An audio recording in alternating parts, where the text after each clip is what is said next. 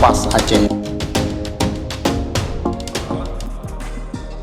Syedara Mentua, Sekretaris Mustasyar Tengku Rashidin Ahmad yang gelakap Walid Nura gemelaki masyarakat PD khusus jih rakyat Aceh umum jih berdukung partai PAS Acehnya.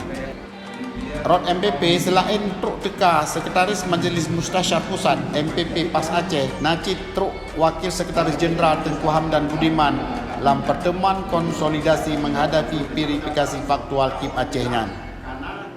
Lekaga sah Badan Hukum PAS Aceh Lekumham Ban Bandung pengurus MPP MPW truk Bak MPC PAS Aceh Ban Sikom Aceh gepegot memacam bago rapat bisa diikut pemilu tahun 2020.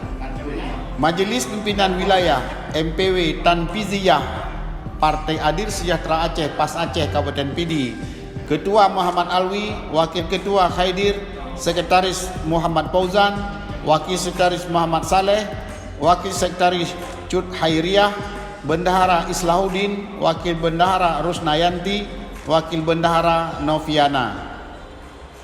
MPW dengan MPC Kabupaten PD akan siap memenangkan PAS Aceh.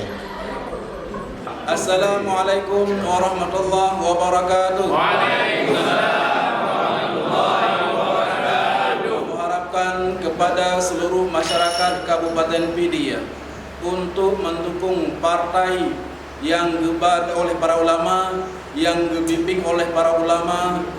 Mari sama-sama kita untuk memperjuangkan partai PAS Aceh Kabupaten PD dan umumnya PAS Aceh. Kamu MPW, MPC Partai PAS Aceh siap memenangkan PAS Aceh. PAS Aceh insyaallah jaya. PAS Aceh insyaallah jaya. PAS Aceh insyaallah jaya.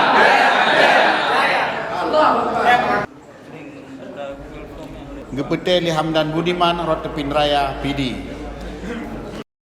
Para pendukung partai PAS Aceh, subscribe channel kami.